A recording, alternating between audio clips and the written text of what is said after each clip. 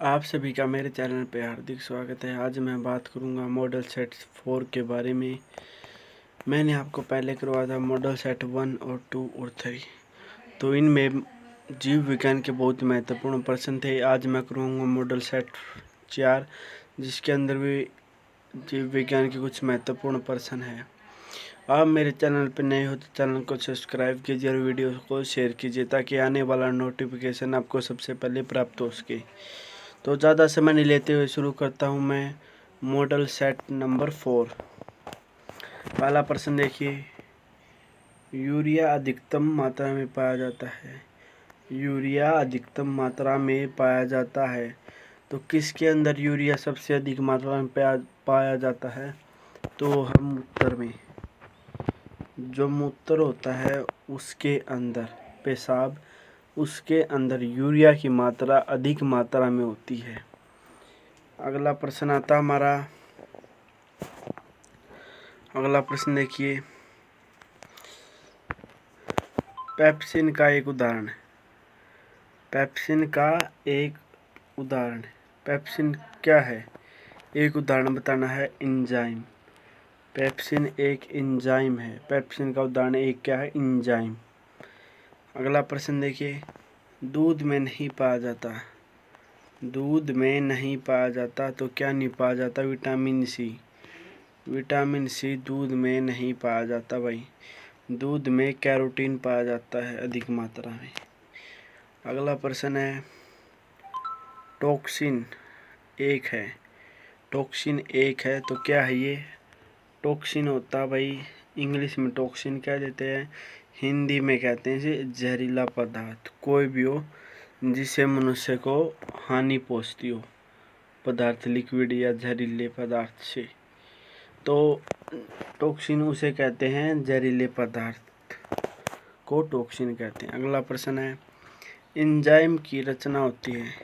जो एंजाइम होता है उसकी रचना कहाँ होती है? अमीनो अम्ल से। अमीनो अम्ल से, अमीनो अम्ल से एंजाइम की रचना होती है। अगला, अमीनो अम्ल कितने हैं? 20। 20 है भाई। अमीनो अम्ल कितने हैं? 20, संख्या 20। अगला प्रश्न है, फलों और सब्जियों में नहीं होता। फलों और सब्जियों में नहीं होता, तो क्या नहीं होता? Vitamin D. विटामिन डी फलों और सब्जियों में नहीं होता। अगला प्रश्न देखिए, मलेरिया का परजीवी है। मलेरिया का परजीवी है, तो क्या है? मादा एनाफिलीज मच्छर।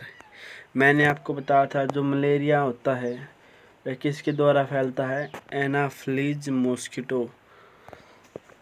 एनाफिलीज मॉस्किटो अपने बच्चों को जन्म देने के लिए, या मच्छरों या अंडों को जन्म देने के लिए वो मानव का खून पीती है। इससे वो आगे जाकर बच्चों को पैदा करती है। तो कौन करती है?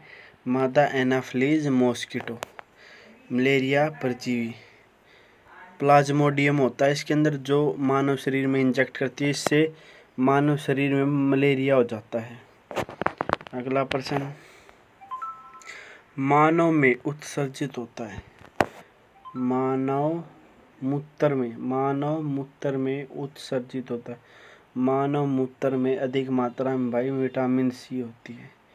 विटामिन सी मानव मूत्र में उत्सर्जित होती है, विटामिन सी। अगला प्रश्न है, दूध में उत्पत्तित प्रोटीन। दूध में उत्पत्तित प्रोटीन कौन सा है? कैसीन। कैसीन है भाई, जो दूध में एक प्रोटीन का काम करती है। दूध में एक प्रोटीन होता है, उसका क्या नाम है? कैसीन। कैसीन प्रोटीन की तरह काम करता है भाई, और दूध में पाया जाता है। अगला प्रश्न देखिए, अगला प्रश्न क्या है? मेंढक के हृदय में चैम्बर या कक्ष होते हैं।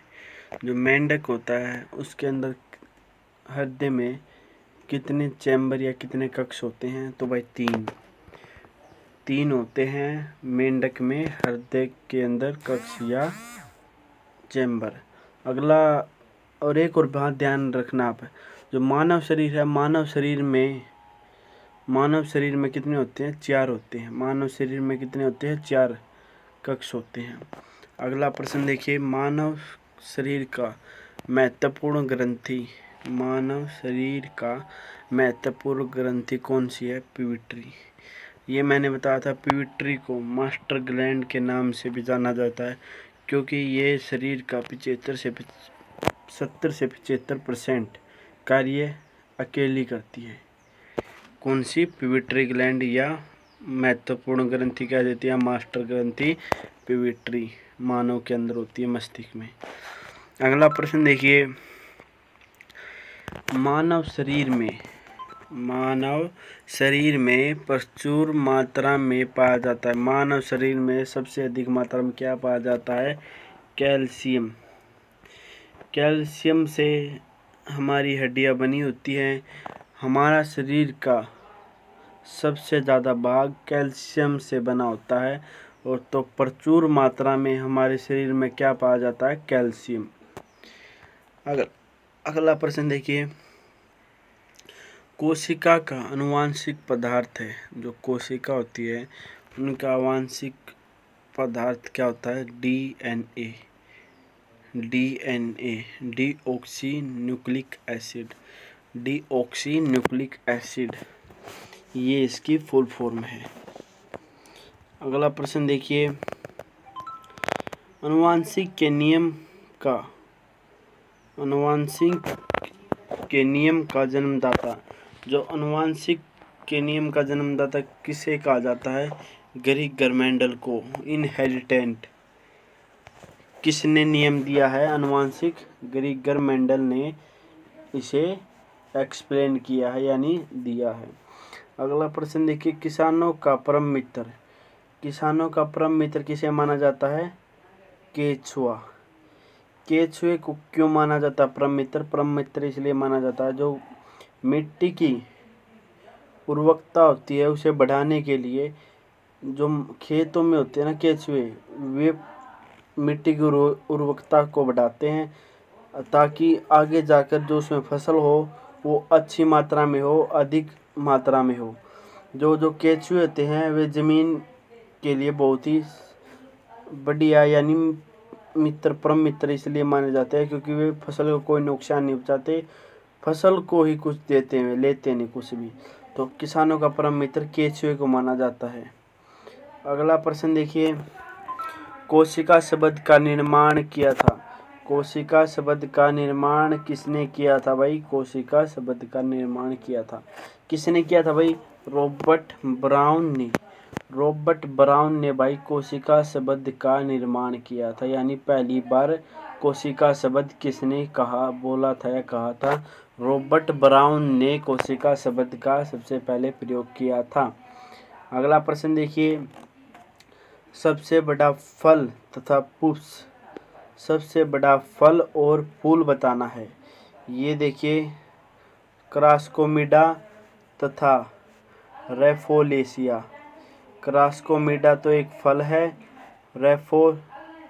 रेफ्लोसिसिया नामक एक फूल है, जो सबसे बड़ा फूल है ये, और ये क्रास्कोमिडा ये सबसे बड़ा फल है।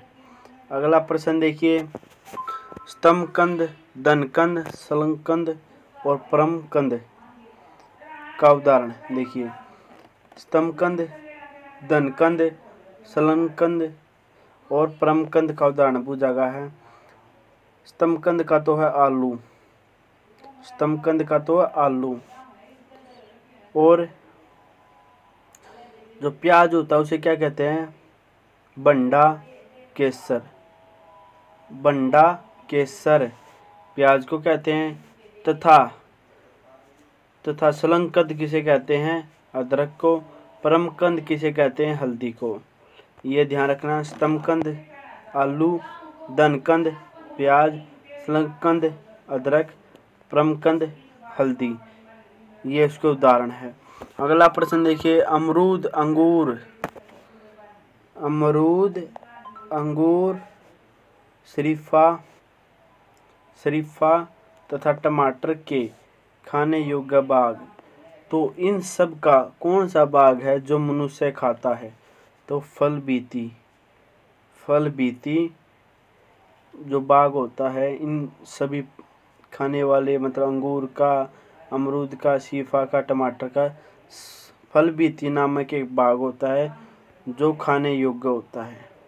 अगला प्रश्न देखिए, आम, पपीता तथा बेर के खाने योग्य भाग। आम, पपीता, बेर के खाने योग्य भाग कौन से होते हैं? मध्य फल बीती भाग। जो आम का होता है, पपीता का होता है और बेर का होता है, जो बाहरली साइड होता है ना, वो खाने योग्य भाग होता है। जो अंदर होता है वो होती है गुठली, यानी बीज उसका। अगला प्रश्न देखिए, अगला प्रश्न क्या है? अदरक तथा आलू। अदरक तथा आलू के खाने योग्य भाग। तना, क्योंकि ये अदरक और आलू ये तने के ही उदाहरण है। अदरक और आलू तने के उदाहरण है, तो इनका खाने योग्य भाग तना होता है। अगला प्रश्न देखिए, लास्ट एंड फाइनल प्रश्न ये हमारा इस वीडियो का। मानव शरीर में रक्त की मात्रा, मानव शरीर में रक्त की मात्रा शरीर के भार का होता है 7% लगभग। यानी किसी का 70 किलो वजन है तो उसमें 7 किलो रक्त मिलेगा। किसी में 60 किलो वजन है तो उसमें 6 किलो रक्त मिलेगा। तो जितना शरीर का भार होगा उसका जो का 60 किलो है तो 6%, 70 किलो है तो 7%, ऐसा मिलेगा। ये कुछ इम्पोर्टेंट प्रश्न थे जीव विज्ञान के, यानी बायोलॉजी के, जो किसी न किसी एग्जाम्स में रिपीट होते हैं। आप मेरे चैनल पर नए हो तो चैनल को सब्सक्राइब कीजिए और वीडियो को शेयर कीजिए ताकि आने वाला नोटिफिकेशन आपको सबसे पहले प्राप्त हो सके। और इस वीडियो को ज़्यादा से ज़्यादा शेयर करना ताकि दूसरों की मदद हो सके। और वीडियो को लाइक, शेयर और चैनल को सब्सक्राइब। Thanks for watching.